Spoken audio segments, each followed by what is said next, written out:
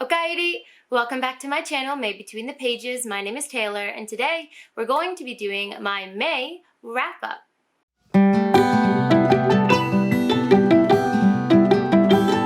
I had an amazing reading month in May. I have just been on fire of finding books that are 4 or 5 stars left and right. I did have a couple duds, and we'll talk about those, but I ended up reading 10 books total in May, with one extra book being a DNF. So in total, I cracked open 11 books, but I finished 10.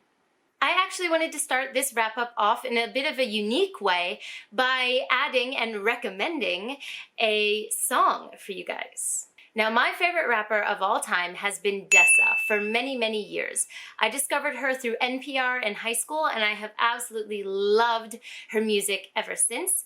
She is a brilliant, brilliant mind who puts such meaning and double entendres into her music. I mean, she talks about philosophy, Greek mythology, you name it. She's got a rap song talking about it.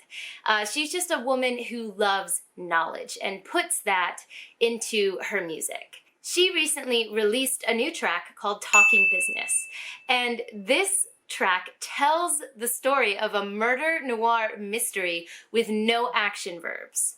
So first off, she decided to challenge herself to tell a murder noir story via rap, and then she gave herself the restriction of not using action verbs. And it is mind-blowingly good. This song is fantastic. And for story lovers who, really enjoy stories from different mediums and different unique ways to tell stories, I think that you guys would love this track. So if you've got the time, it's not that long, it's like 3 minutes, in total, but she has a lyric video on YouTube that I will link down below in the description. I am begging you to go check it out because it is so good. Okay, now that I'm done splurging about Dessa, I could do that for a very long time, let's move on to the books. The first book I read this month is another splurge, and that is The Black Coast by Mike Brooks. I actually filmed a full review for this book that I think is already up on my channel. It should already be up by the time this wrap-up is up. I loved this book. I gave it 5 stars. I have no bad things to say about this.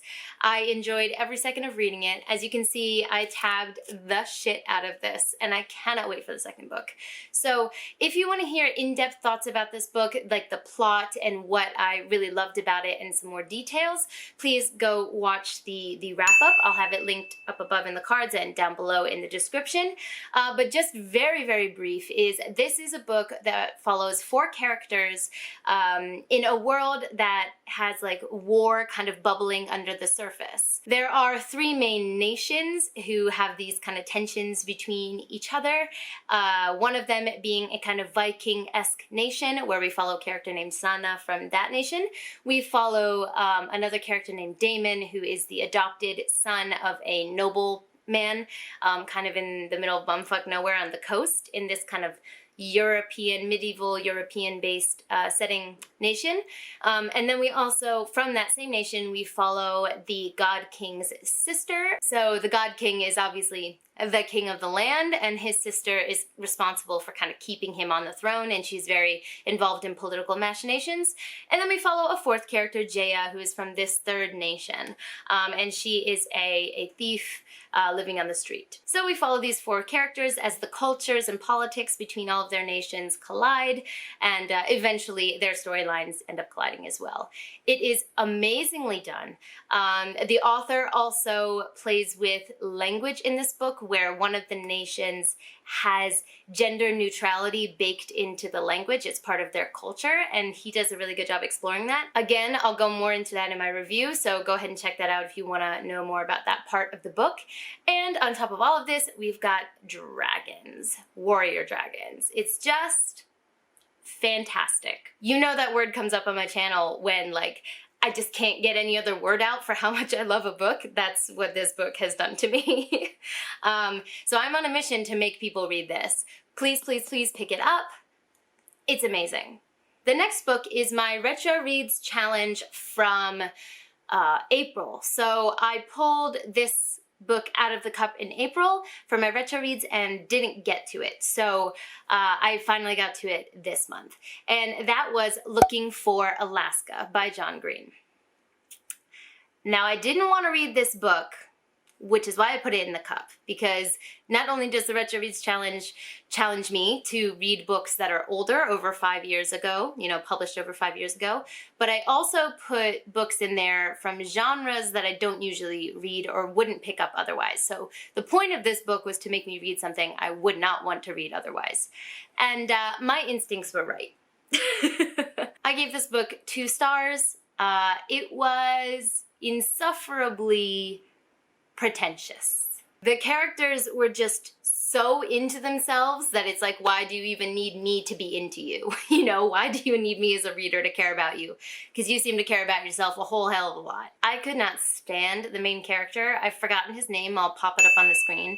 But I could not stand him. He was so self-pitying and just, I had to read from his perspective, right? So this book is from his perspective. And I hated it so much. Alaska is also insufferable. I mean, they're all trash humans, so I guess they kind of deserve each other, but it's just a bunch of people using each other to get what they want out of each other. Like, I never felt any real camaraderie between any of the characters. And Alaska is just, yeah. I mean, she's not like other girls, So blatantly not like other girls that kind of made me want to bash my head against a wall. Now, I know this is sounding like a 1-star review, but the saving grace for this was John Green's writing is good. Like, there were several lines in this book that I was like, wow, that's actually quite profound, and I really like that. It's just a shame that it had to come in the context of this book and this story. But John Green's writing was actually very good. Also, I will give points to this book for not being for me. This is not written for my demographic at this point. I recognize that. I'm a 28-year-old woman. I already know who I am. I don't need to go through, a coming of age, realization, and the messiness that comes with that.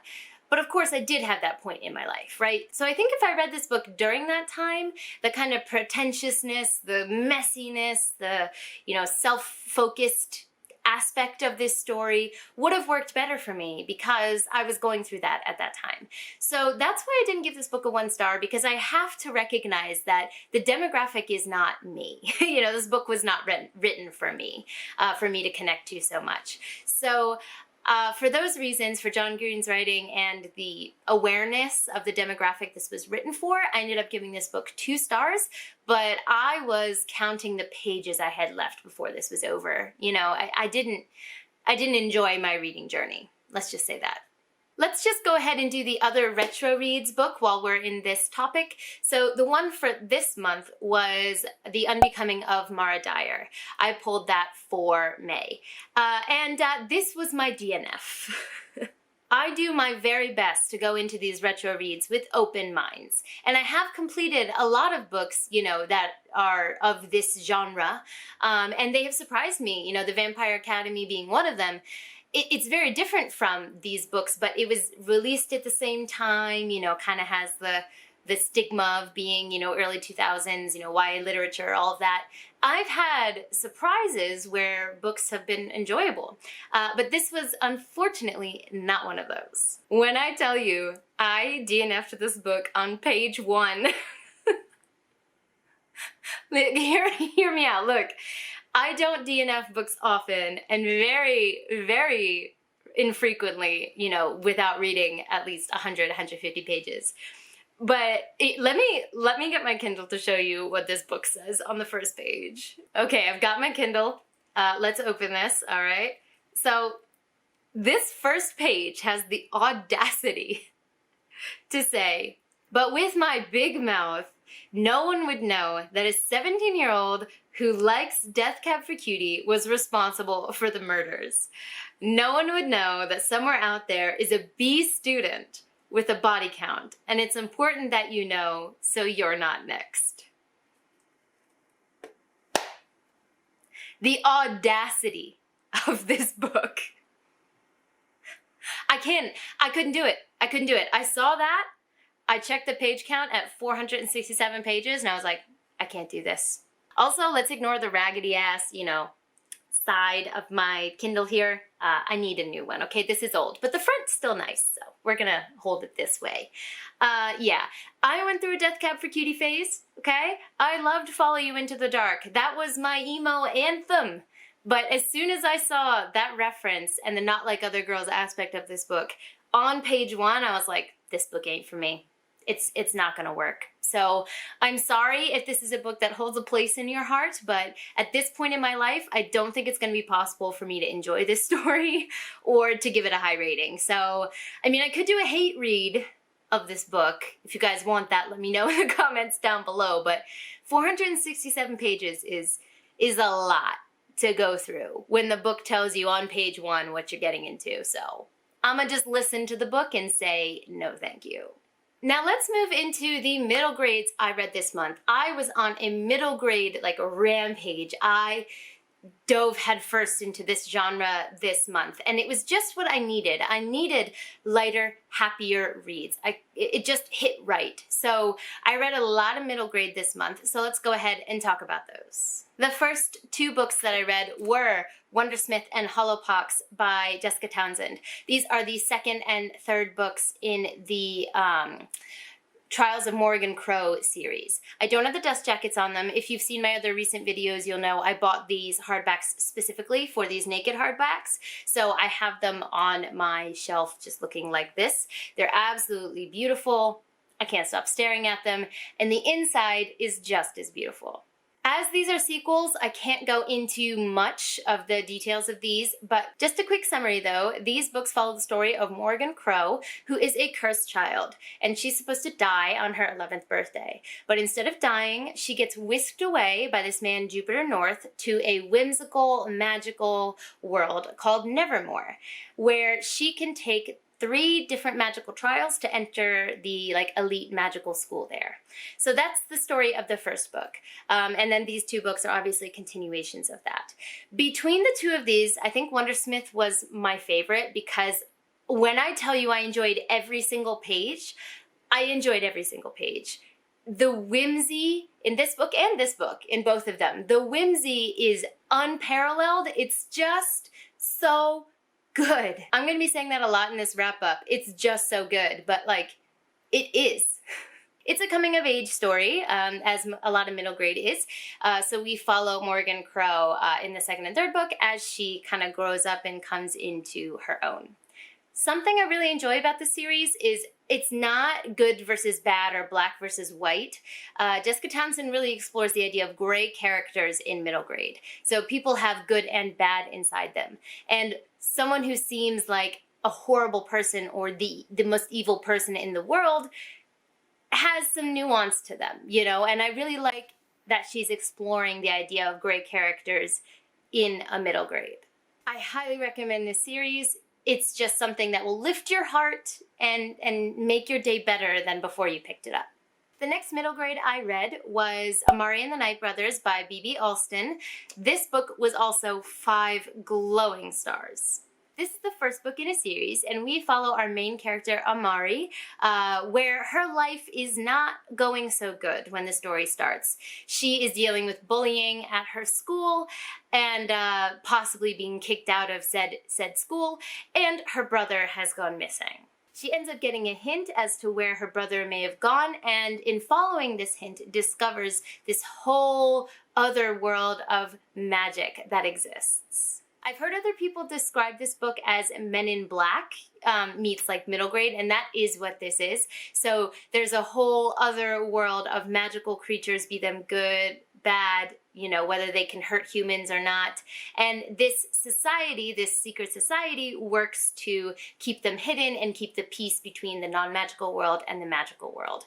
And so basically, Amari ends up entering into this society to try to find her brother.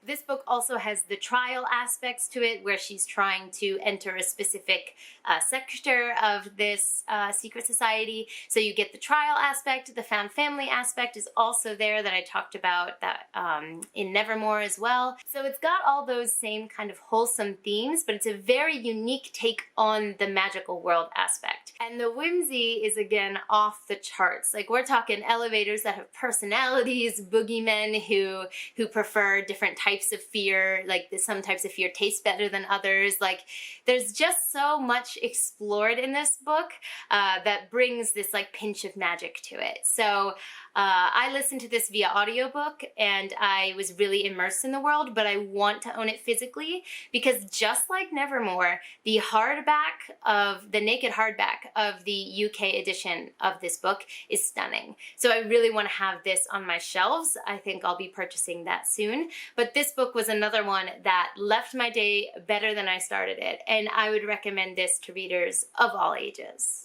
The last middle grade I read this month was Calling on Dragons, the third book in the Dealing with Dragons series by Patricia C. Reed. Now, the first two books in the series were 5 stars. I read this entire series when I was younger, but I didn't remember much about it. The first 2 books were fantastic. It was a play on fairy tales, and it was full of the unexpected and really witty writing.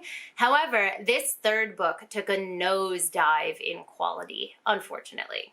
I ended up giving this book 2.5 stars. It just didn't have the magic and the wit that the first 2 books did.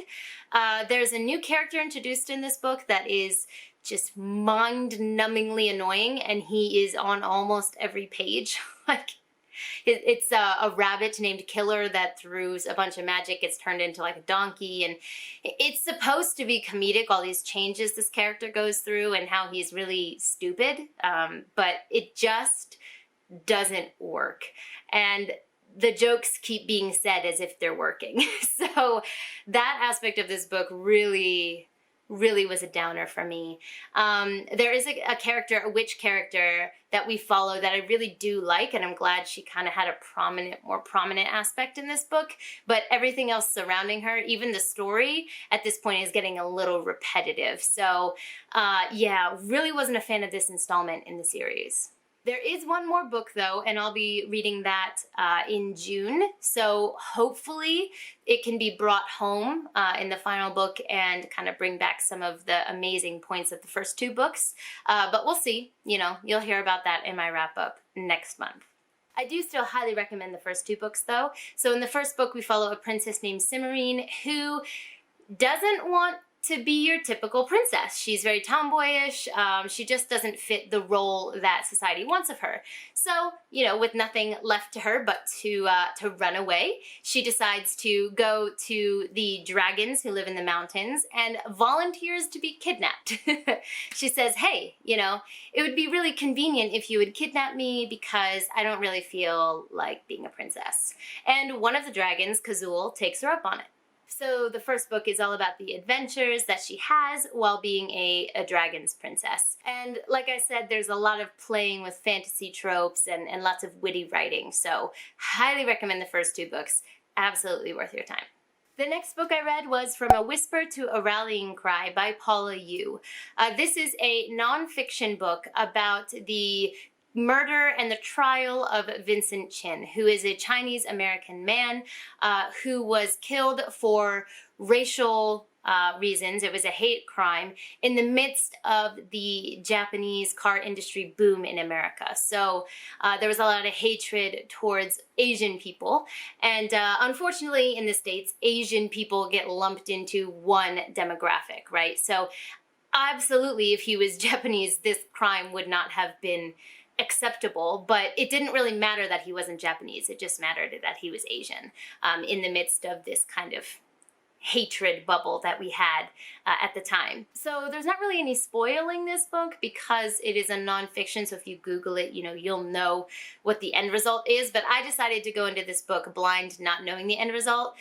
And let me tell you, when I was reading this book, the blind rage I felt at multiple points in this story was just, I had to stop reading for a little bit. For those of you who don't know, my husband is Japanese and we do plan to move to the States in the future. So I'm reading books that will educate me on the history and the environment for the AAPI community in the American political sphere, because I want to be able to be the best ally to my partner that I can. And just, you know, the feeling of this could have been my husband. very easily. And I know that other people from marginalized groups who face, you know, violence on a daily basis know this feeling well, but to be able to see the subject or the victim of a crime and be able to see your loved ones in that victim makes it 10 times more painful to read about it. And I, like I said, had to stop listening at points because I was getting so emotional listening to this story. For those of you who kind of want to go in blind and learn the verdict of this trial, you know, naturally as you read the book, you know, I won't say the ending here. But yeah, I think that this is an amazing book and everyone should be reading it because it's something I had never heard of. I'd never heard Vincent Chin's name before in my life. And that is a huge gap in my knowledge that I don't think is limited to just myself. So please pick up this book, especially if you're American, because I think it's going to fill in a section of history that many people aren't aware of. If it isn't clear already, I gave this book 5 stars. The next book is How the One-Armed Sister Sweeps Her House. Now this book was from my anticipated reads from February, I believe.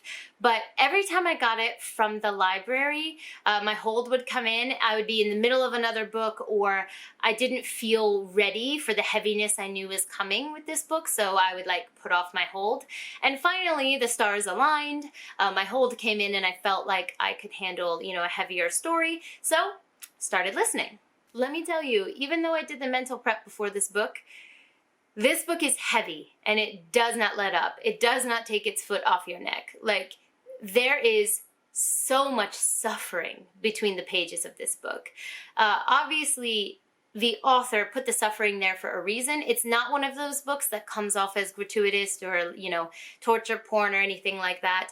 Clearly the author was making a point with the violence, but it is just non-stop. So just be aware of that if you're going to pick this book up. Just, you know, take care of yourself. This book is set in Barbados and really explores the theme of the haves and the have-nots when it comes to, you know, resort areas.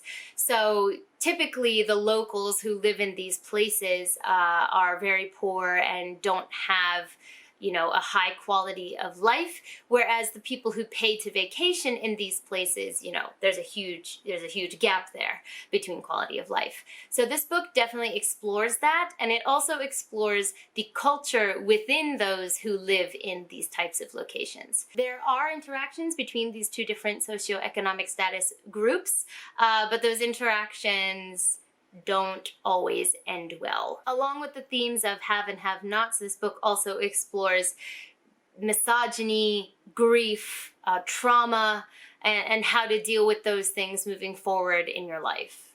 Basically, we follow our main character, Lala, as she reflects upon her past and the generational trauma she's had, and then we see those reflections connected to her current life and where she is. So we start off this story where she's having an early birth. The baby's not supposed to be coming yet, but it's coming.